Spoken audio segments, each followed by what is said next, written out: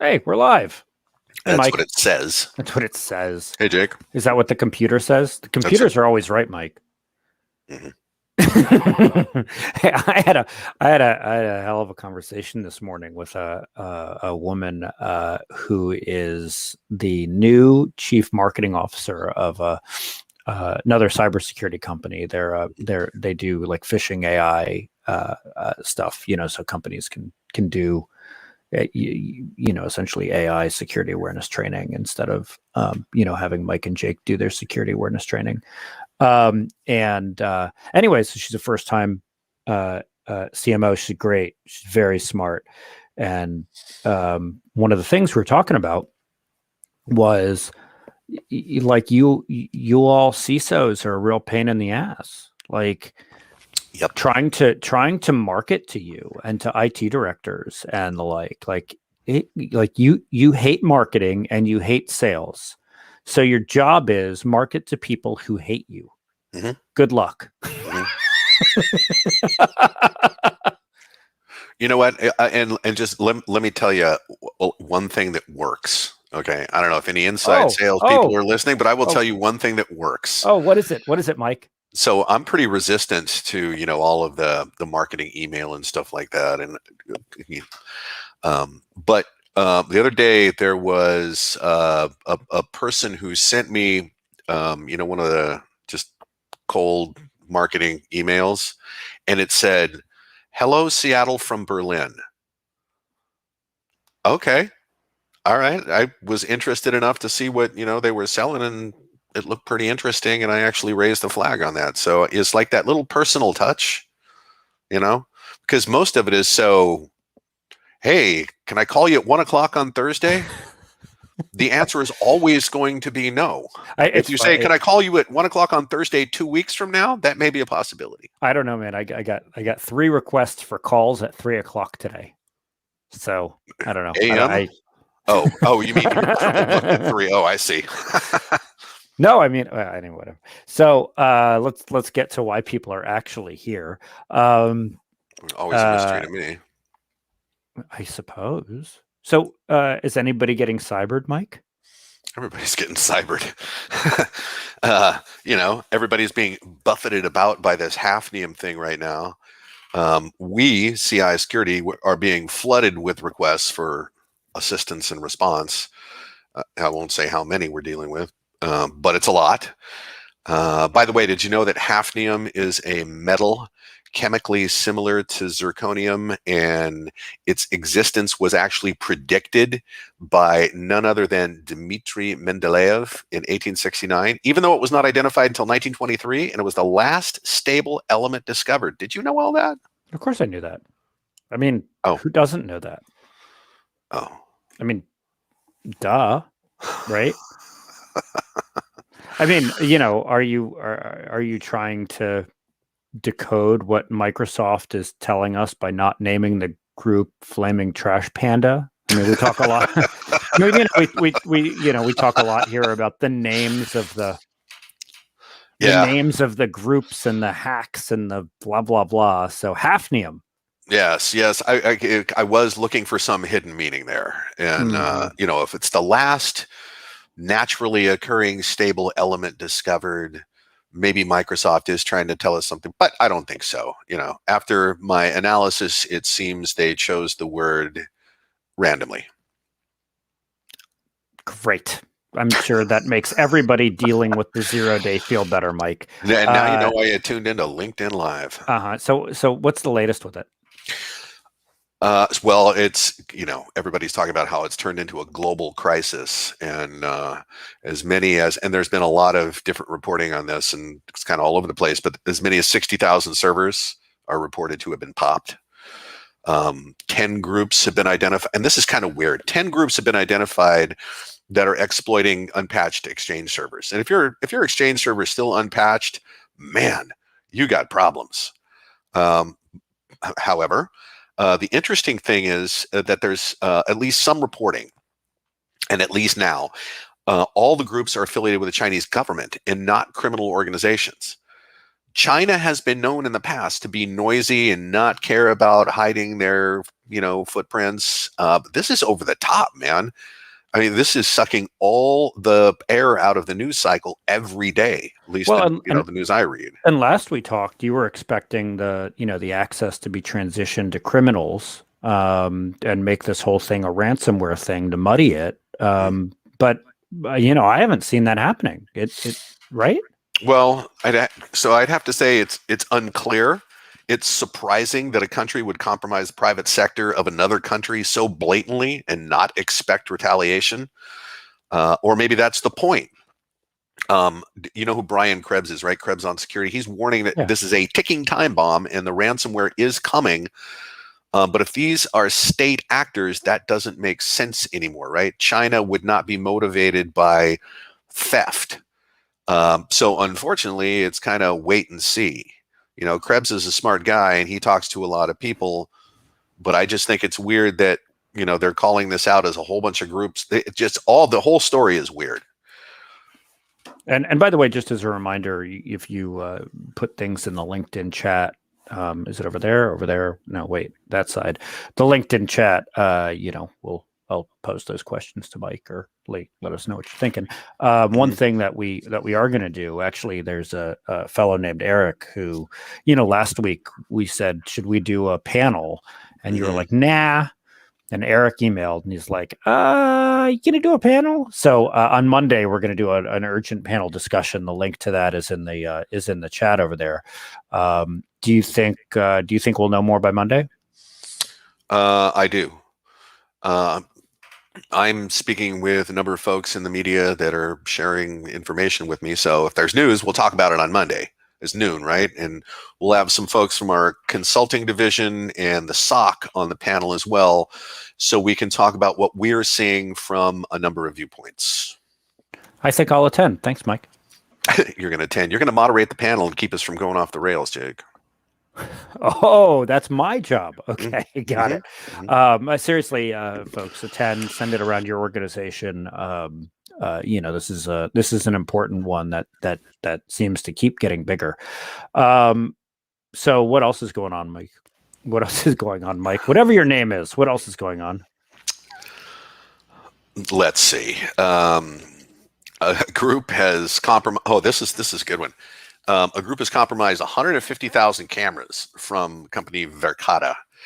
And this group said that their product security is essentially non-existent, and they made all the data public, and that includes video from prisons and hospitals and all kinds of places.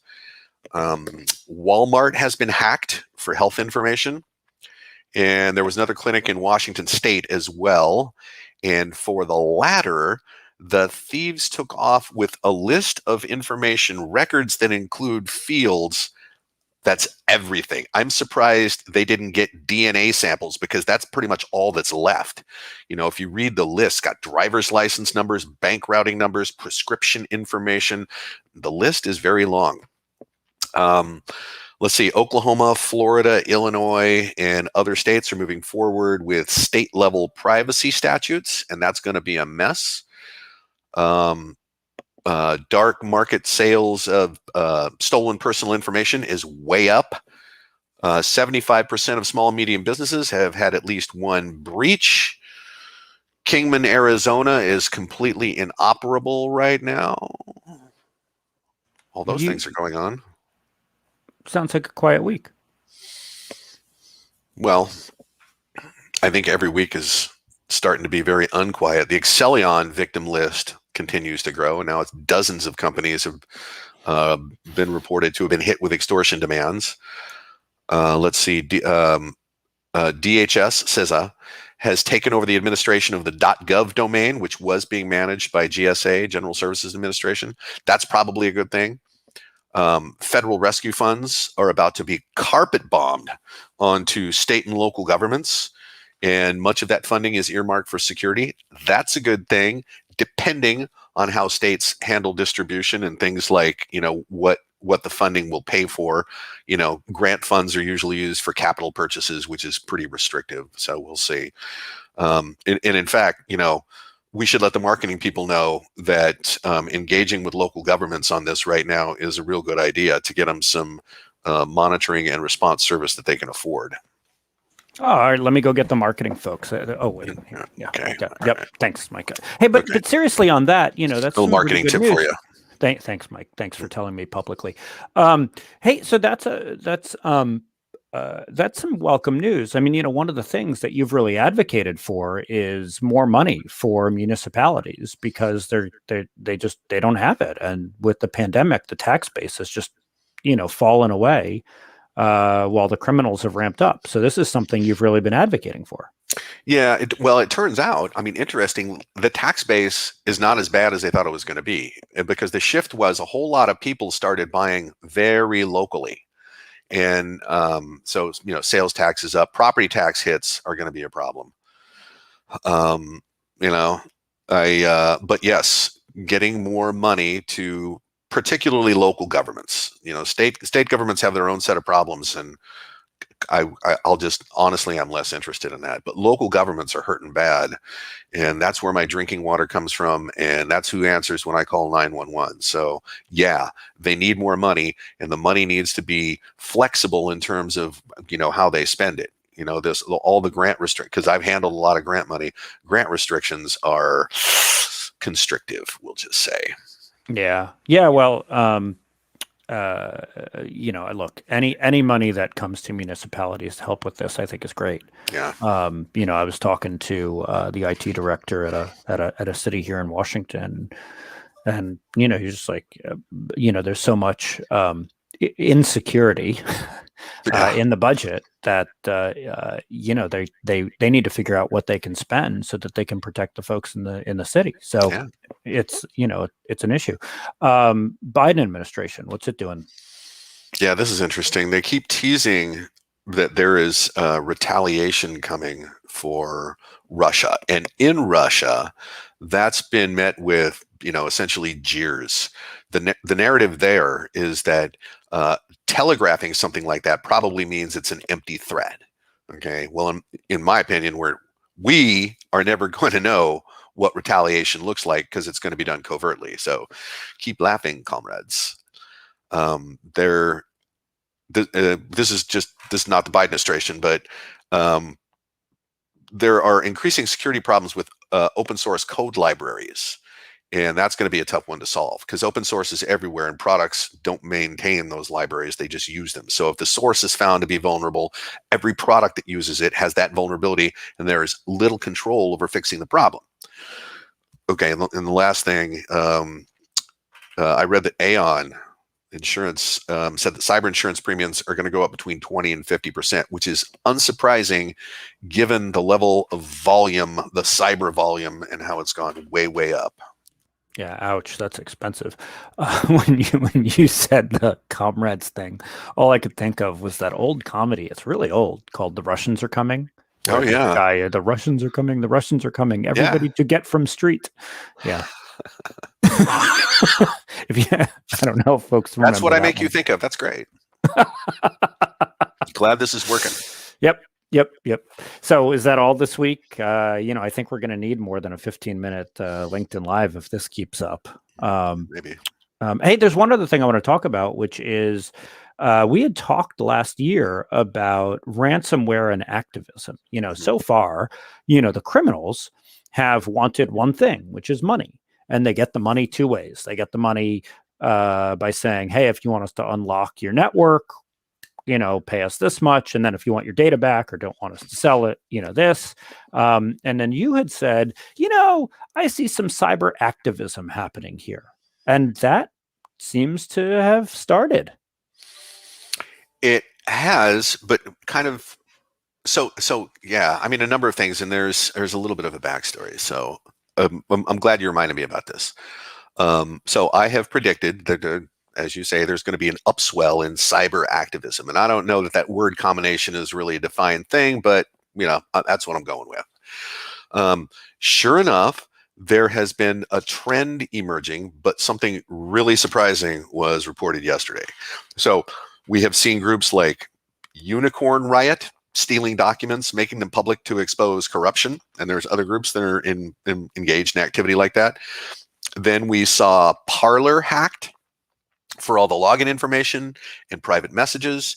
And then we saw Gab compromised also for credentials and private messages, and everything made available to law enforcement through a WikiLeaks type of disclosure process, right?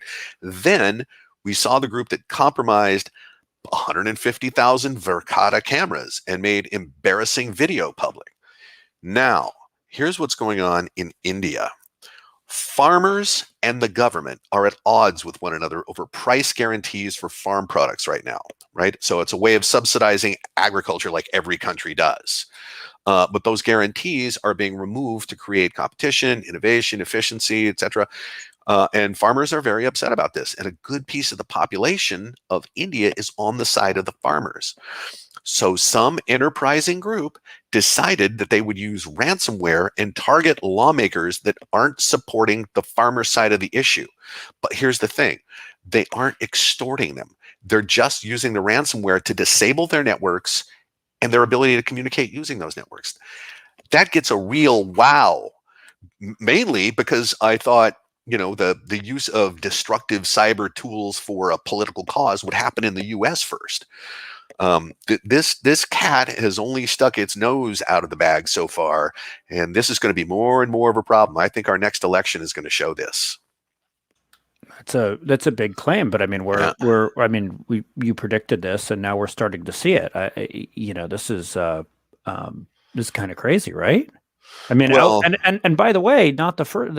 When you predicted it, there was a county in the U.S. that had something similar, right? yeah, but it wasn't really done to, stymie. Well, ostensibly, it was not done to stymie an election. It was Chatham County in North Carolina. Yes, they got cybered right during the election, but from all indications, that was a straight up crime.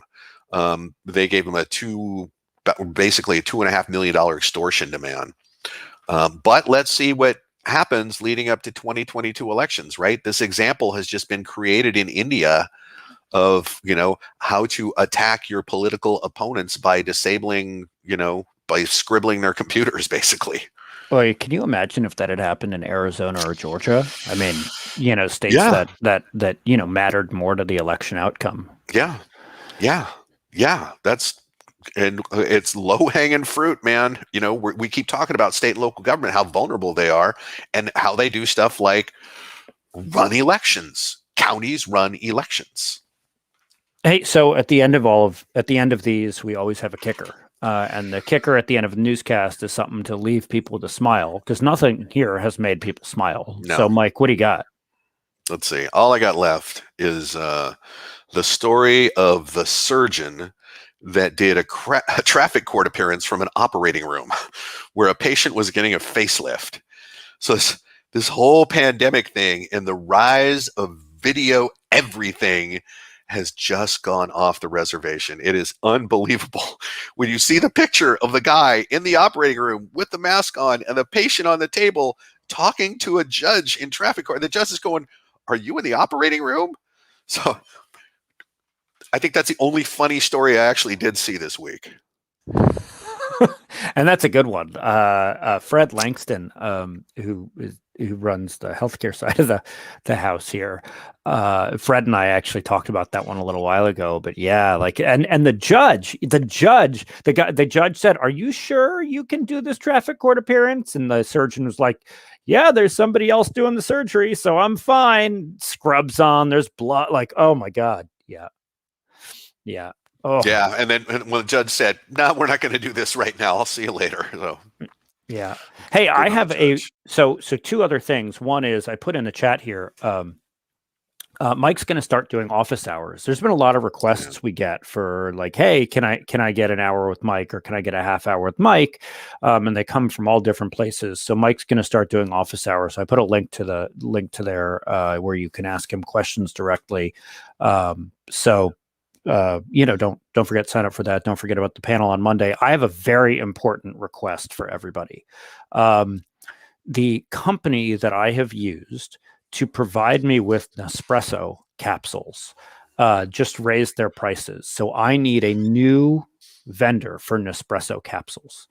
I want to know what people use because I have become addicted to making myself like 3 or 4 Nespressos a day while I work in my basement here. But your supply chain has been disrupted. Is that what you're saying? No, the supply chain is fine. I'm just not willing to pay their new price. Oh. Like if I'm going to pay $1.50 a capsule, I'm just going to drive down to Starbucks and have somebody make it for me.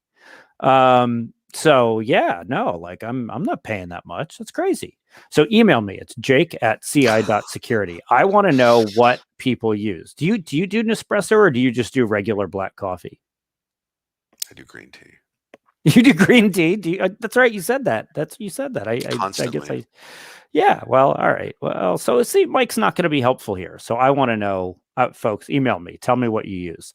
Ginny, who runs our events, also very interested in this.